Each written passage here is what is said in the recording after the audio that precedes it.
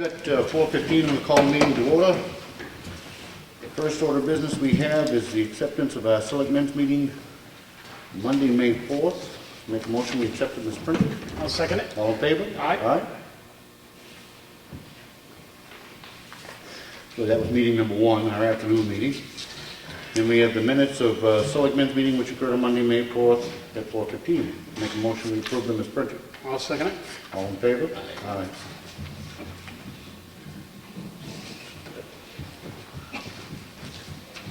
We have the check voucher totals. Payroll for week ending May 9th was $35,906.79. And accounts payable for week ending 5/2 were $117,725.87. For a total disbursed of $153,632.66. I make a motion we sign. I'll second it. Any discussion? No. All in favor? Aye. These are again the batch totals. We review each and every bill individually as they come in and initial them.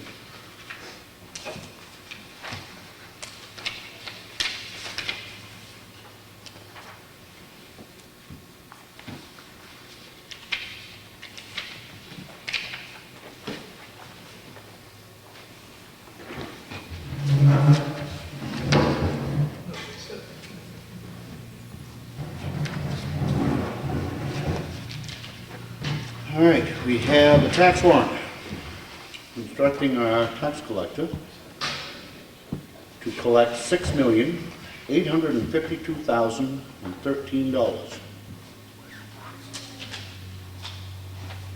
Make a motion we sign. I'll second it. Any, all in favor? Aye.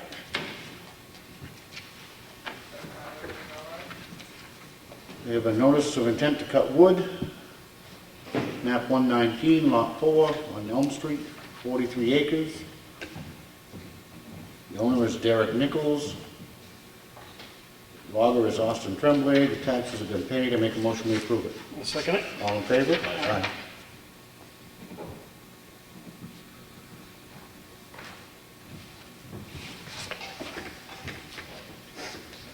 We have a current use application, 20 Covered Bridge Road. Our assessor has reviewed it.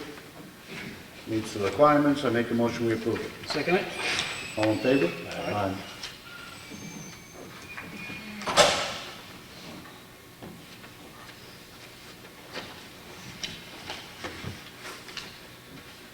A notice of intent to excavate. Map 124, Lot 25, Route 28. Fritz Heckel and Barbara Beezer are the owners. Taxes have been paid. I make a motion we approve it. Second it. All in favor? Aye.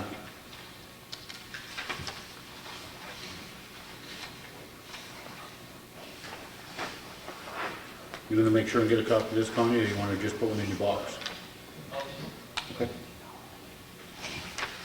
Another notice of intent to cut wood. Map 243, Lot 3. Backland off Walker Hill Road, 65 acres. John Hammond, trustee. Tim Nolan, Forest Land Improvement is the logger. Taxes have been paid. I make a motion we approve it. I'll second it. All in favor? Aye.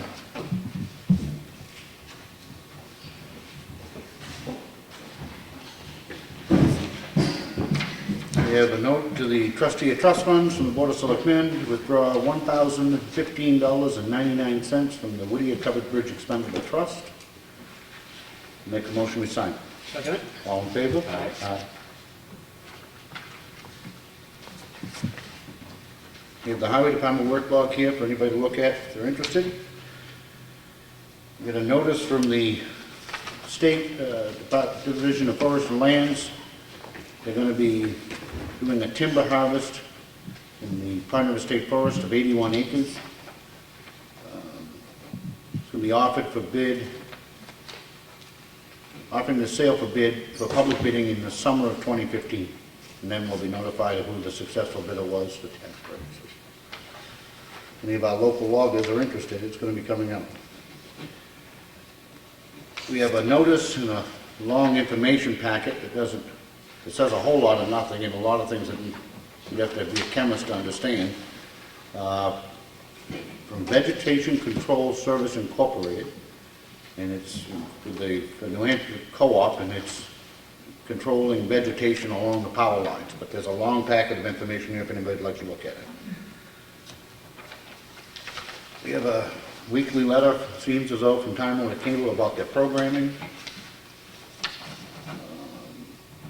Some carbon copies of a letter sent to Chief Eldridge from Highway Safety Agency, again on the DWI patrols, not sobriety checkpoint, that they've been approved.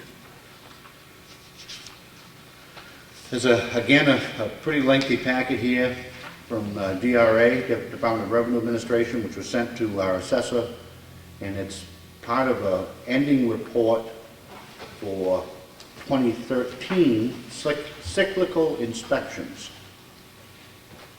It's here for anybody who'd like to read it. Let's save that up. We've got a memo from Brad Harriman regarding the library masonry and copper bids. Puts them in perspective as to which company bid what. And he finishes with J. Hounsel was the low bidder in each of the separate bids from the masonry and copper work. He also provided a combined bid of $18,645 for the two projects, which realizes a savings of $3,740 for the town. He has over 40 years of experience in the field, and Brad's recommendation to the Board of Selectmen is to award the masonry and copper bids to J. Hounsel, the amount of $18,645. Any discussion? Nope, I read it all. Oh? And I make a motion that we award the masonry and copper bids to J. Hounsel for the amount of $18,645. I'll second. All in favor? Aye. Okay. I see Jay's here. Congratulations. Put you to work for a little bit. Thank you. There is also a memo in here, and Brad, while Jay, is Brad here? Yes, he is. While Jay's here, if you would go over the payment schedule with him. Yep, he and I talked on the phone, and I asked for a little clarification on down payment for the job, and with the issue that we had at the Freight House, I wanted to make sure we were Yep. all on the same page of how was going to happen here. So provided a nice breakdown form, which I kind of gave you a synopsis of there. There's upfront costs, which include renting the lift, buying all the copper and masonry supplies, a little bit of labor to get that all going and stuff like that for the down payment part of it to get the project going. What he does is he explained to me he pays cash for all the stuff up front on these things. So I felt that was justified. Then he broke it out. It was figured about a month through the job. So it took the 4 weeks of payments, broke them out into those payments of $2,092.50 a piece. As we go through, we get a weekly bill at the end of the week for that payment day. We process it on our usual procedure here. And at the end of that, that would leave about $930, which is equivalent to about a 5% retainage.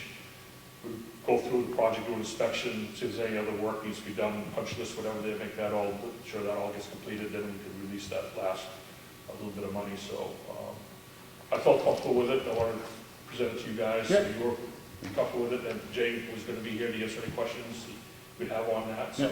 Yeah. But I'm fine with that, but it's going to take about a month to do this, Jay? Yeah, barring bad weather. That's the thing. If it rains, we're not gonna be able to do a lot. Okay. Because my only concern is obviously that we got to get this done before we can do the rest of it. And Jay and I talked, and I'm going to also schedule a meeting with Jay, myself, and Dickie, who's going to do the roofing thing there. Yeah. So we're all going to have a meeting before any of this starts. Okay. Make sure we're all on the same page as to who's doing what when and all that stuff. So, Sure. Okay. yeah. All right. Sounds good to me. You any problems with it? No. Oh, no? Go for it. Any questions, Jay? I do. Okay. Do we have him set up as a vendor already? And No, do I have to send a vendor packet to him for request for a certificate? I'll probably need to get that from you, and we'll get that information to him, so you get your W-9 set up and certificates, insurance we're going to need and stuff like that. So Did you get the certificate of insurance that was sent out? that probably would have gone to you. I haven't seen it I yet, haven't but I seen it. haven't worked on that today, so. Okay, I'll try. Should have been, you should have received it, so Okay. it's probably your house. Yep. Okay. Okay. I don't think we need a motion for this, it's just. No, we don't. All right, completes the red folder. Before I go any further, I want to make sure and mention that two of the three selectmen were almost like getting here tonight because of, we were attending the funeral of Peter Waugh's mother. She passed away after a long illness, but we obviously send out our condolences to Peter and his dad and family. Jim Waugh's done the invocation at town meeting for many years. It should be pretty well known in town, but they have lost the mother and wife, and we certainly send our condolences to them. The fire, we had a major brush fire, woodland fire, more than a brush fire. Brush fire is a little brush pile. This is a mountain. And I've got a memorandum here from Adam Riley. Chief Huddleston's here to go over it. Out west, I don't consider it a big fire. It gets about 5,000 acres, but around here, about 5 acres is generally a big fire, and this one topped out at 275 acres. I don't think, quite frankly, there's anything short of miraculous that it was brought under control in basically 2 days, 2.5 days. That terrain, I've hunted all up in there, and that is about as rugged going as you can find in the town of Ossipee, and to have it on fire and then trying to fight it, they did an outstanding job. Kyle, anything you want to add as far as? Well, I'll add that obviously it far outstretched any of our local resources that we had, and I don't have any of the stuff in the state yet, but I would suffice to say that there's probably in excess of 25 departments from outside our area that came to assist us, along with an incident management team from the seacoast, numerous, there's some federal agencies involved, obviously a whole bunch of state agencies involved as well. And when all is said and done, I think people are going to be amazed at the amount of manpower that actually was supplied for little or no cost. Yeah. One of the helicopters from JBI was at no cost, as well as a helicopter from the National Guard. I'm not sure that one was at no cost yet. Well, we'll see. I hope. That was going to be expensive. But again, it's 275 acres. Even on flat ground, there's a lot of ground, but you add in an extreme slope, and given the rocks and everything else up there, I'm surprised that we didn't have anybody that didn't break an ankle or a leg, especially given what we were trying to do up there. My understanding was, correct me if I'm wrong, that there were basically just two somewhat minor injuries, an eye injury and a heat exhaustion. Heat stroke, whatever you want to call it, yeah. Right. The person was treated and released at the hospital. Considering the number of people in that environment, that's incredible. I think on Wednesday, I think we had 95 people up on the mountain. And that was the biggest of the crews, but and slower getting up, and then as we got on the days, the less number were there. Ted and I got off the mountain about 4:30 yesterday, and we were the last ones to come down. We still have some hose up there on the eastern flank of it. We're going to leave it up there until we get some rain. So in case we have to go back up there, we located 5 pools of water up there that are spring fed, so we can pump water on the fire or any of the hot snags that are up there. But I think, given what we got last night for rain and what we found up there yesterday, I think we've got it. We met 4 people that were hiking up there yesterday. One of them found a snag and put it out on his own. And I think between Ted and I, we've got another 4 or 5. So fingers crossed. It looks like we're done up there. Obviously, we got a number of people in Woonsock that fly on a daily basis, and they've agreed that somebody will circle that at least once a day while they're up. And if there is something, they'll get a hold of me and we'll address it at that point. But Good. seems like things Pretty are good going- sized fire line as far as width around the whole thing now, isn't there? Yes, there is. It's usually a minimum of 10 feet. In the rocks, sometimes it was a little bit less. On what we had for flat ground, sometimes it's a little bit more. But there is a significant amount of slash up there from when they logged it. I was amazed at the amount of slash that's left up there. If it ever got into that, we would still be there. In a couple places where the excavator went up, that slash is almost 8 feet deep in some of the ruts up there. they made a mess of the lot. But you can't do anything about it now, so. But anyways, we lucked out. I think it was a learning experience for a lot of people. A lot of people that came down after being up there for one day said they'll never come back. It's tough going. It's a tough hiking trail. The hiking trail goes basically on the first day of this. If you look at the fire from the dock we were at on Pond, the hiking trail went right about up through the center of it. Had been a number of people camping up there over the weekend, whether somebody had a campfire, didn't put it out, or they knocked a great big boulder loose that hit something else, caused a spark. Well, I don't think we're ever going to know exactly what caused it, but. Well, as you well know, I mean, in the extremely dry conditions we had, a clear bottle laying up there on its side Yeah.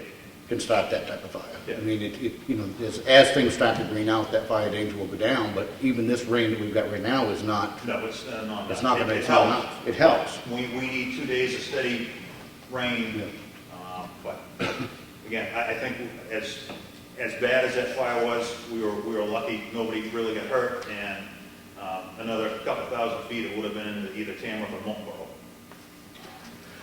Yeah, it was incredible. I was up on a regular basis, and I certainly give a shout out not only to those people you mentioned, but to Carl and Adam Riley, our forest fire warden. The communications were excellent.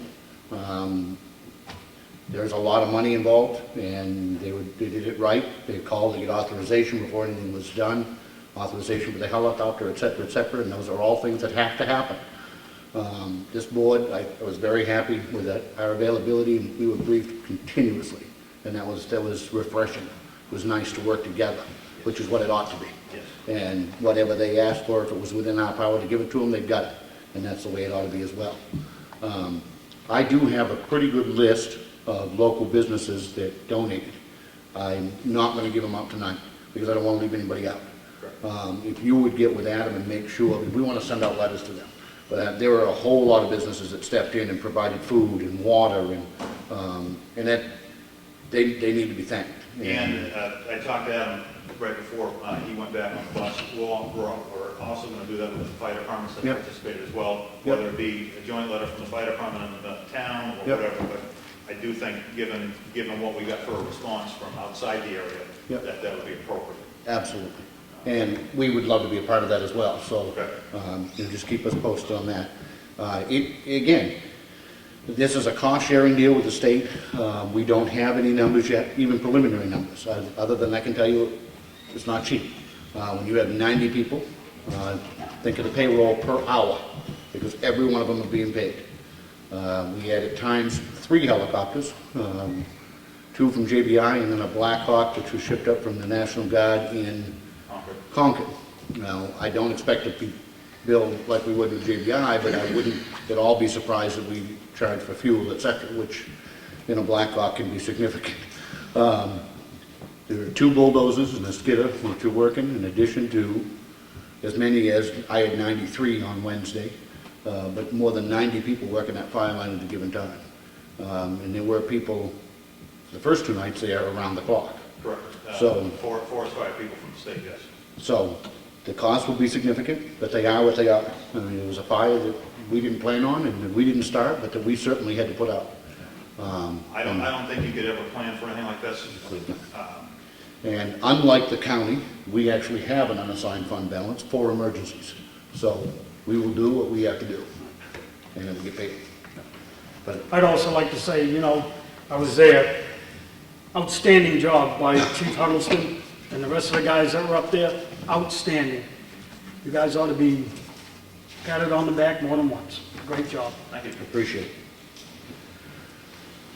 All right, old business. Brad, anything new on Covered Bridge? No, nothing new to report. I was up there Thursday and Friday, and I actually didn't see any activity going on.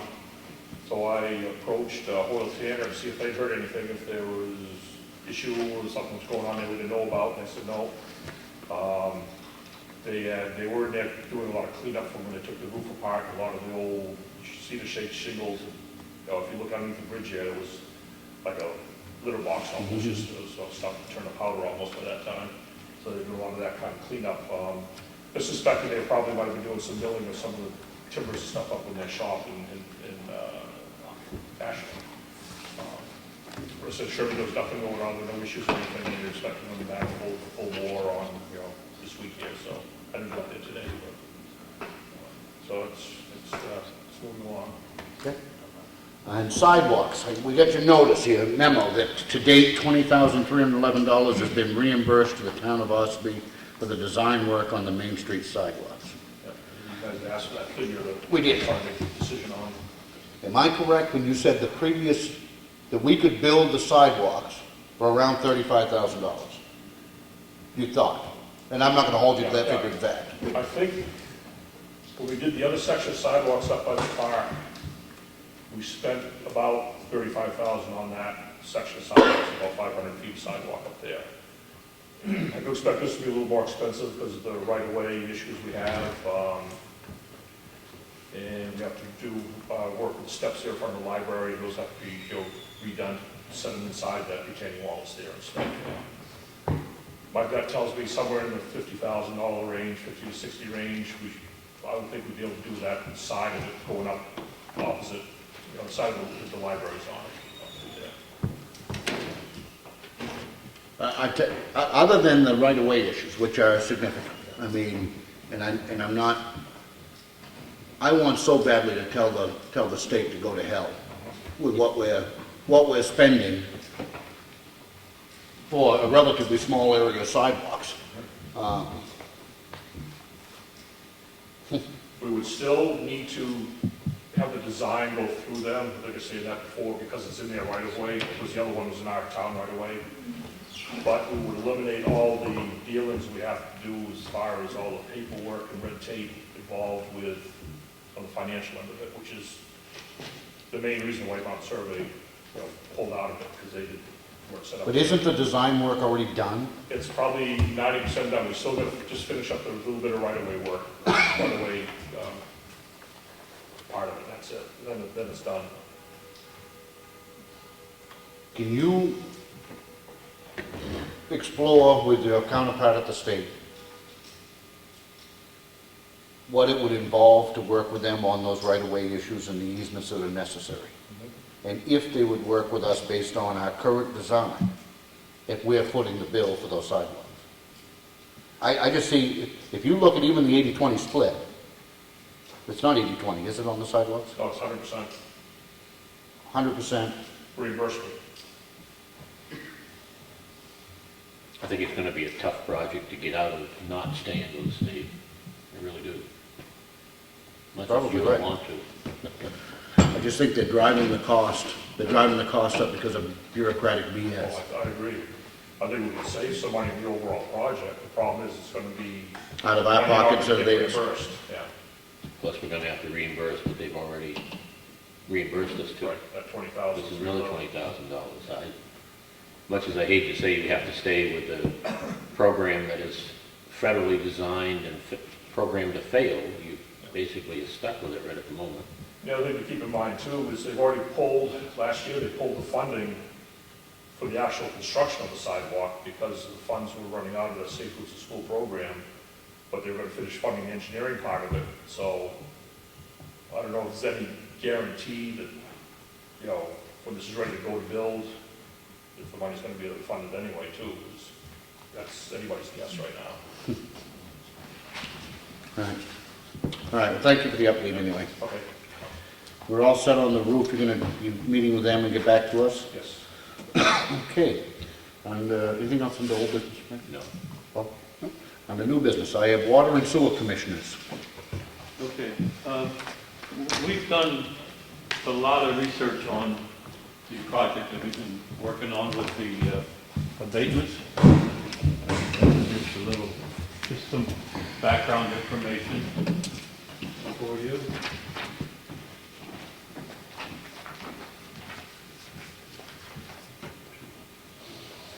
You probably have seen most of this, but I just wanted to have it in front of you.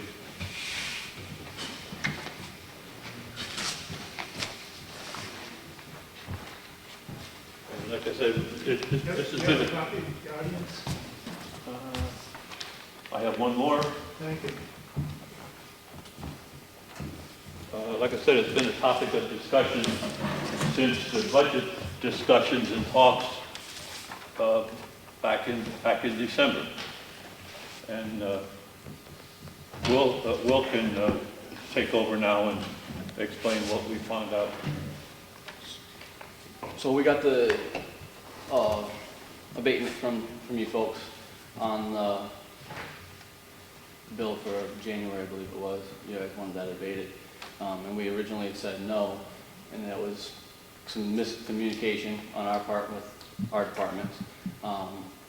I thought that that was for fourth quarter, and we had planned on starting this new, what we all agreed on as far as charging of the town, starting in 2015.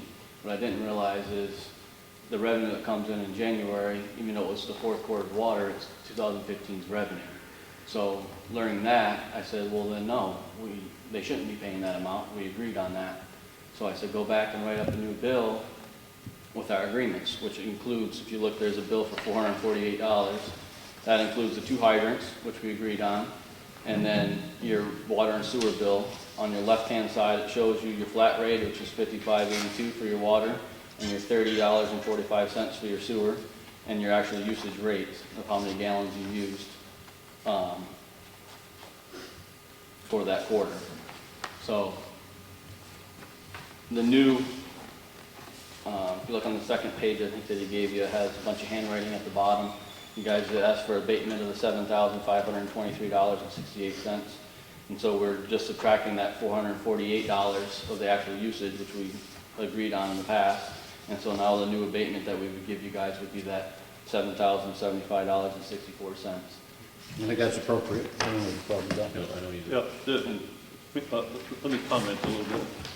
If you notice on the bill that has the handwriting on the bottom, on the right-hand side, it has the commercial fee and $4,098.06 and the $3425.62. Well, that was deducted from the total bill, but then there was no part of it that should have been for the base rate. If you look on the left, there's no base rate charged in there, because that 4,000 and 3,000 was your base rate. So that's why there's a difference in there from the 75.23 and the 76.31. What you're saying is that included the base rate. Those 2 commercial fees were the base rate, yes. But you have to have a base rate somehow. See, the commercial fees are the real issue we had, because Yeah, there's no they're gone. justification for those commercial fees. Right, but like I say, they're gone now.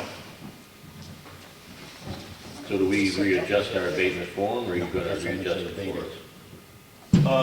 It's, I don't know, I would say, can Doreen do that? yeah, we'll have Doreen do it based on the conversation we had today. Because that form we have in there is for the higher number, so that number will have to be changed down correctly. Yeah, if the selectmen would put in a new abatement form for the correct amount, I don't mind. that would cancel everything out. We'll do that. Then we'd be all on the same page as far as. I can, I'm happy to do that. that's fine with me. Like I said, it took some research and investigation into how the rates were charged and everything. But it all came out in the wash. It did come out in the wash, Keith, but I want to tell you something. It's pretty sad that for several years, the townspeople were getting screwed Well, by the that- water. And that wasn't me sitting here, that wasn't you sitting there. But for several years, they were getting screwed by the water department. Yeah. You know, nothing we can do about that now. Now, that may be, but it still wasn't right. Yeah. Well, we both understand that, if you remember. Yes, we do. At our meeting.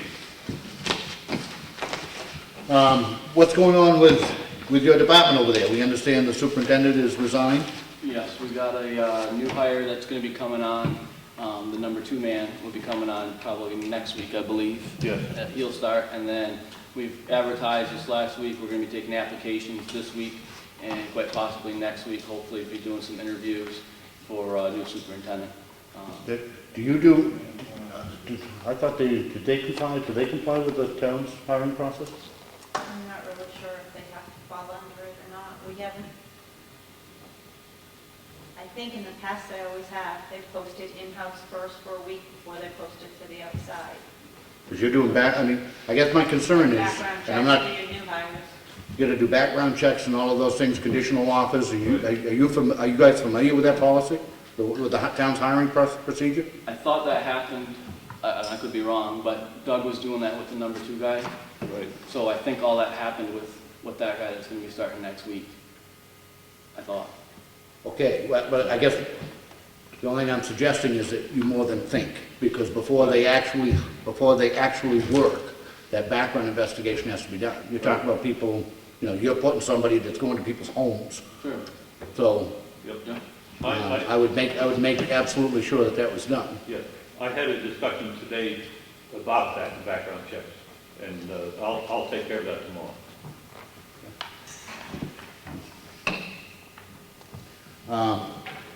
Anything else? No. Anything else, guys? No, I just wanted to make sure that everything was okay with you guys with the bill and. that- It is now. in there, so. It is now. It's about $7,000 less than it was a week ago. That's Right. good. Okay? Thank you. All right, public input. Anybody? What? Yeah, I did. First, I'm gonna ask if folks will forgive me somewhat. I'm pretty hard of hearing, but it may be a little bit hard on what going on here, but I'll do my best. Roy will transcribe for me whenever he possibly can. Everyone knows, by the way, my name is Warren Levitt. I served as a selectman, also a county commission some years ago. I only mentioned that I also served as president of the Ossipee Water Company. So I have a history with the company when it was a private company. I'll give you a quick insight about that. The company, we operated into the 60s. It was apparent that there was substantial construction necessary at that particular time.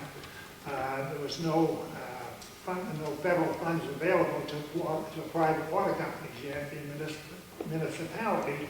So eventually what occurred is I gave my stock to Bob's father-in-law because he was literally the one that was running the water department. He did a great job, and eventually he had to come to the town. What I see here is I find so disturbing. In all my years with the town and county, I've never seen anything handled in such an inappropriate manner, and I'd like to go through the reason, if I may. First of all, I have some questions for the commissioners, if I may. We have an article here of Doug Sargent's resignation on 5/7/2015, and he indicated, if I'm not mistaken, the last day of his service would be on the 2/15. This article came out in the paper, and lo and behold, as I understand it, the commissioners sent him home immediately. Is that right? We sent him home last Friday. Yeah. You fired him. No, Yeah, no. yeah. No semantics here. You fired him, period. That's it. Maybe not legally, but you did. But we aren't going to play this game, Steve. I've never seen anything so egregious and mean-spirited as what happened with that department. I'll tell you some of the things, if I may. First thing, it started off, I'm going to ask the commissioners a question. Do you provide insurance to your people? Health insurance? How much does health insurance cost? You have a town of health insurance? Yes.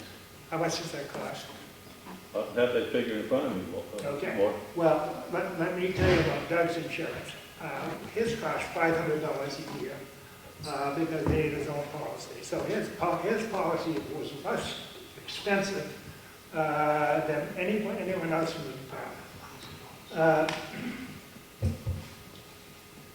If I get a little emotional, I don't normally, but I've really never seen anything like this. I want to tell you some good things about Doug Sargent. Under his guidance, the town of Ossipee Water Department was accorded the honor of being named Utility of the Year of the New Hampshire State Waterworks Association in 2013. Also, Doug received the award of merit awarded by the New England Waterworks Association in 2015. He was held in high esteem by his peers. I went up to see Dave Burney up to North Comeau Water Precinct relative to, I wanted to see what the policies were as opposed to what was happening down here. He stated Doug Sargent was held in high esteem by his peers, and he also had gone to a class Doug himself conducted. But I'll tell you some of the things that he knew and what he did. He was called on to make a presentation relative to catastrophic well failure to the Town Body Water Association. And the reason he had experience there is this town suffered a catastrophic failure, and fortunately, with the way he managed to handle it, nobody even knew the water was off the next morning. But he was asked to give lessons about that. He was requested by the Meredith Waterworks at New England Waterworks to conduct a class on asset management. But asset commissioners, what's asset management commissioners? Managing of your assets and knowing what you have in your... I'm sorry? It's managing your assets and knowing what you have in your department and how to use them when you need them. Basically, that's somewhat right. Basically, what it is, he developed an electronic system so that the assets of the water company, he could go anywhere and he knew where the new water lines were, where the shutoffs were, where the valves were, where any problems been in the past. So he did a fantastic job. He also conducted a class he was requested by the Department of Environmental Services to conduct the same class. And that involved basically the same time, such a same time class. Under the old commissioners, he was awarded an 8-year employment contract. All commissioners approved that. Now, we get down to, is there anything, I'll ask the commissioners, is there anything in this article that you've written that's not accurate? Yeah, I think... I'd like to know what it is. Well, go ahead and start listing off the stuff and let's talk about it. I'm sorry, I can't hear too well. The stuff we'll talk about it. I'll answer your questions. What's that? Go ahead and list off what you think is, Okay. is right in that article and I'll let you know. All right. Excuse me, Be happy to do that. is this kind of a personnel matter? Should we not be discussing this in public? Well, it's up to you as to whether or not you choose to answer his questions. The fact of the matter is, this is a public input, and nothing too much about his termination that isn't public since the letter that's in the paper. If you choose to answer his questions, that's up to you. Okay. I apologize for getting emotional. But really, I'm very upset. Anyway, get back to what we were talking about. Everything in this letter, if there's anything that's not true in this letter, I wish you'd bring it to my attention. Sure. Well, can I see the letter so I can reference it? Do it myself. I don't have a copy. Okay. Let's start off with the paragraph that the commissioners refused on 2 separate occasions to pay for my dues for membership to the American Water Association in the amount of $413. However, under the employment contract, the commissioners are required to cover the costs for licenses, training and memberships in professional associations related to superintendent's duties. So, we already pay for him to be a member of the New England Water Works Association. We already pay him to be a member of the Grand State Water Works Association. In his contract, it doesn't tell us how many memberships we have to allow him to be for. So when it came to American Water Association, we said enough is enough. 2 associations are more than enough. So it doesn't say in his contract that we refuse how many he can put in for. We allow him to be for 2, so that's 1. We can go to the next paragraph. So I find that paragraph untrue in my opinion. Okay, we want to go to the next. Let's see here. Go ahead. Did you have a question? Did you have a question, sir? Go ahead. I'll wait. Okay. So let's see here. His other basic thing here is that we changed his classification from salary plus overtime to salary with no overtime. Well, I don't know how many people are salary and get overtime. You know, I work for the county, I get salary.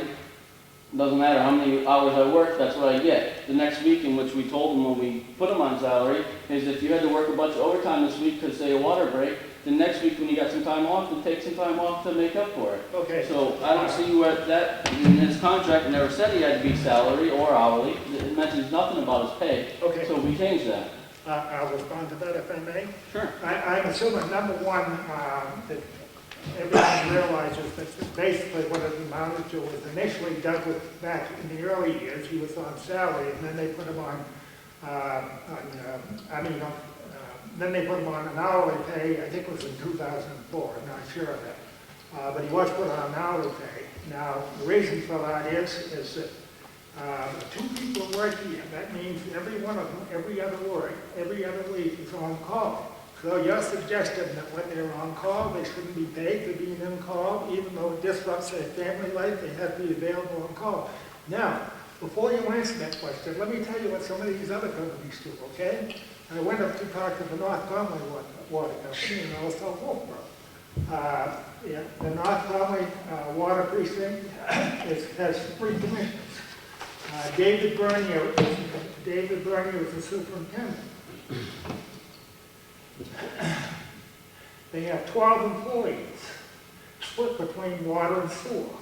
There's a man on standby every 4 weeks. When he's on standby, they pay him $10 a day, and they pay him every time he goes out on calls. The first call he goes out, they pay him at the rate 4.5 hours. After that, he gets time and a half. Is he on salary?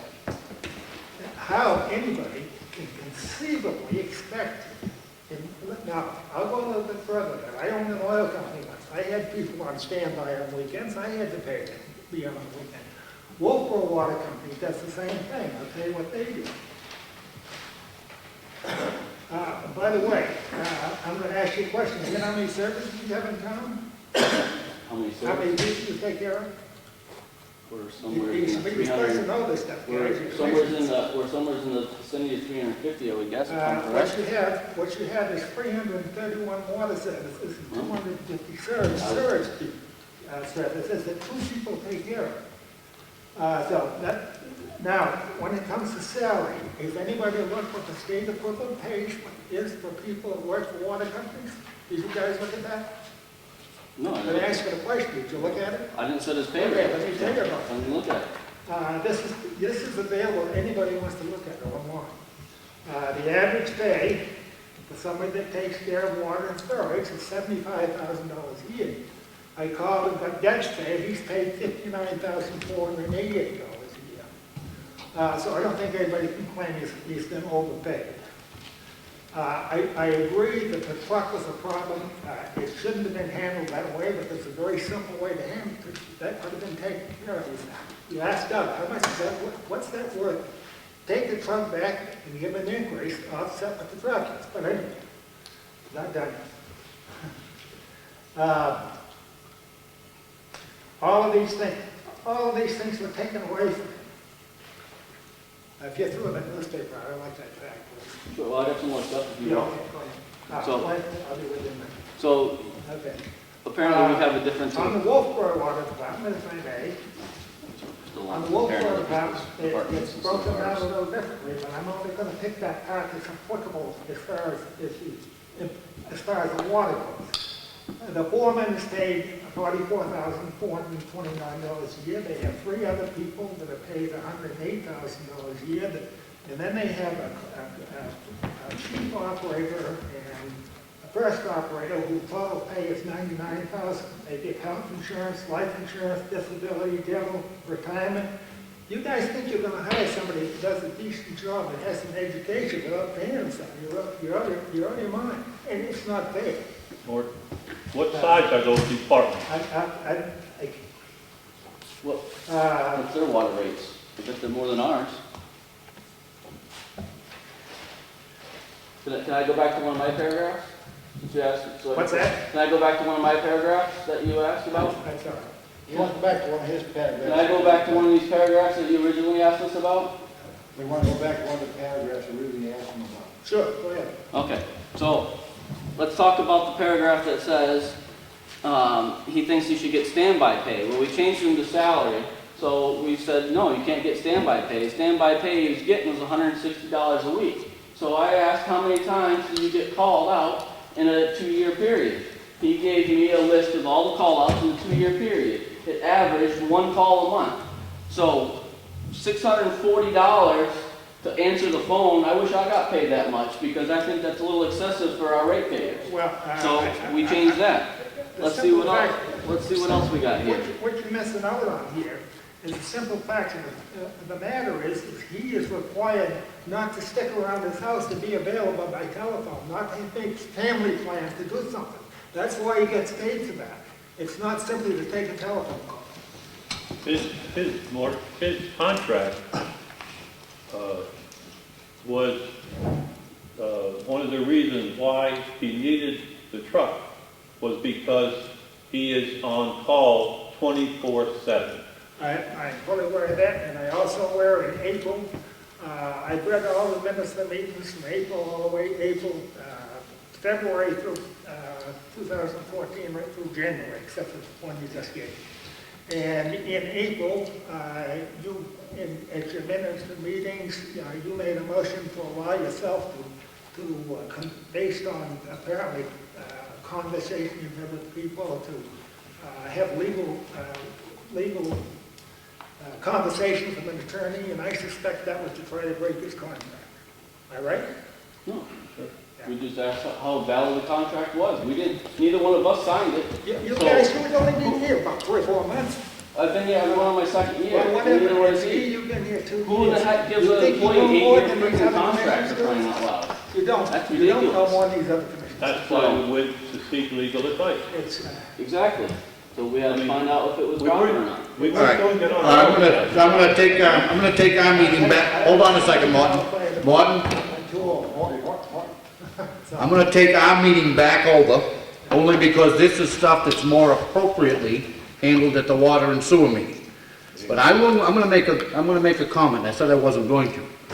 I will tell you that I think if everything that is in that article is accurate, I think he's going to sue you, and I think he's gonna win. And that, as a ratepayer, concerns the hell out of me. There has been an agenda to get rid of him. You know it, and I know it. There's been an agenda to change the contract that I agree he never should have got, but I've never faulted him for getting that contract because the commissioners gave it to him. But the fact of the matter is, he had a contract. And if what is alleged in that article turns out to be true, I think you're gonna end up paying him. Which means that I end up paying him, and that doesn't make me very happy. There's an old adage sometimes, be careful what you wish for, because it might come true. Can I help somebody else? Oh, Martin? I apologize for interrupting. I just want to say, I think anytime that I served in office, I always considered that one of the principal responsibilities to me is to try to be fair to the employees. We obviously try to save money for the town. There's also a responsibility to be good for employees, to pay them a fair wage, to pay them a comparable wage to other people in that field of income. And what has happened is, thank you. Okay, somebody else? Anybody else? Yep, can you just tell me who you are? I'm Dan Hughes. I'm new to this town. Okay? I lived over in Wakefield for 12 years, went through a divorce, lived over in Wolfboro for a year, and now I bought a house over here. Well, welcome. Now you're in the right town. I got a small problem with the dump stickers. Okay? Okay? Like I said, I've been in these 2 towns, plus I've lived in other towns, obviously growing up. I'm 40 years old now. My dump sticker is attached to a license plate number. Yep. Okay? So basically you're telling me that my cars generate trash, not me. They're telling me that I have to have a dump sticker for every car I own. I am a single father of a 4-year-old. It's just me and her. I make 2 bags a month, 13 gallons trash bag. I use that every 2 weeks. I bring my recyclables to the dump. And the tag that's attached to this belongs on my truck. I do everything myself. I cannot afford to have anybody do anything for me. I'm a carpenter, I work on my own vehicles. I'm pretty much self-sufficient. I don't ask for a lot of stuff. I don't need help from anybody. I can do pretty much anything I want to do. So basically, I went up to the dump and they're telling me that I can't do that. And I didn't put this on my truck to begin with because I knew that if I had a problem with my truck, I'd end up buying another dump sticker. Since I bought this dump sticker, I've gone through 4 vehicles. Okay? No problem with you guys, I understand that, but like I said, I'm a single father, I can't go out and spend $56,000 and watch the thing rot right out. I'm not. If you get a new vehicle, they give you a new sticker. They don't charge you for another sticker.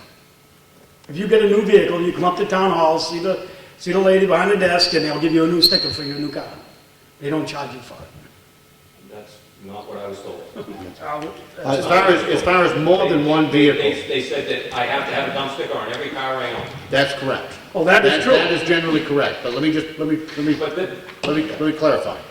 You need to understand that, one, as you just moved here, people at the dump don't know, at the incinerator, don't know everybody.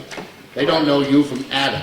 Correct. So that's where that sticker, along with the license plate number, is what they need to be able to verify that, yes, this is an Ossipee resident that's throwing away trash. Otherwise, we would be paying for folks from Wakefield or Effingham or wherever.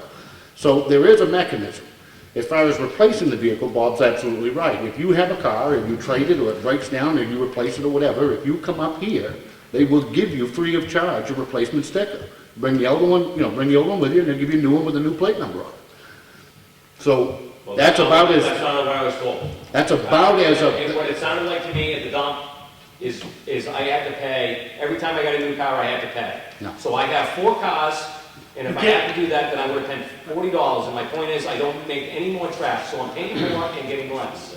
But you can't get a sticker for every vehicle unless you pay for it. What's If you that? sell your truck, and the sticker goes with it, you come down here and they'll give you a new sticker for your next truck. I didn't transfer the plates though, so that means I have to get a new sticker. They'll give you a new sticker. What's that? Even with your new plate, they'll give you a new sticker. Free of charge. That's not what I was told. Well, she's she'll take care of it. That's who I talked to apparently, was at the dump. Brad? Brad and I were there. Yep. I was in the office this morning when we came in, and I didn't get that interpretation that the vehicle was not being used anymore. I understood you to say that sometimes you use the truck, sometimes you use another car, you had like 4 different cars you were bringing at different times. Correct. That's why I gave you the answer that I talked to you about this morning there. But they're absolutely right, if you have a vehicle that you stop using, and you get another vehicle with a different plate on it, and you give up that sticker that you have there, now it's assigned to that, turn that in them, they will give you a new one for your other vehicle there, but you're still going to have one sticker for that one vehicle. Right. Okay. That's how it works. So that's fine, just as long as I'm not spending $50 on dump stickers when I'm generating the same amount of trash, it doesn't make any sense.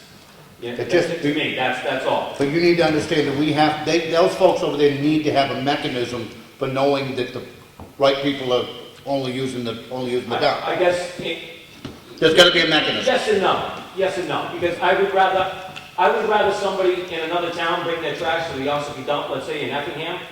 I live on Effingham Road in Ossipee, that's where I bought my house. Me and my 4-year-old daughter went down and picked up trash. I brought 2 bags of trash to the dump. Me and her picked it up. Nobody paid me to do it. I didn't see anybody go down there. Closed down for the snowmobile trail in the wintertime. Somebody went out there in the middle of spring, when the first snow was gone, and me and her picked it up. We did off that off. And that's all well and good, but to back up to your other comment, if you knew what the budget was for our incinerator, you would not want other people from other towns dumping in it, I guarantee you. Then I guess why aren't other towns using license plate numbers? I don't have any idea. I don't have any idea. That's their policy. What policy the other towns have is up to that town. Yeah, but that's not only a dump sticker. That's It's also- for Dunkin' Lake, et cetera. Facilities permit. Primarily, it's a dumpster. What this is? Yeah. For Dunkin' Lake? What? The town beach, Duncan Lake, it's actually, if you look at it, doesn't say dumpster, it's a facilities permit. It allows you to use like the town beach at Duncan Lake, It's not very clear. Okay. It's not very clear. Right. Anybody else have something else? Kelly, did we ever need for non-public tonight? No thing? Good. Anything else to come for me? Bob? No. Then I make a motion we adjourn. Second? All in favor? Aye. Aye.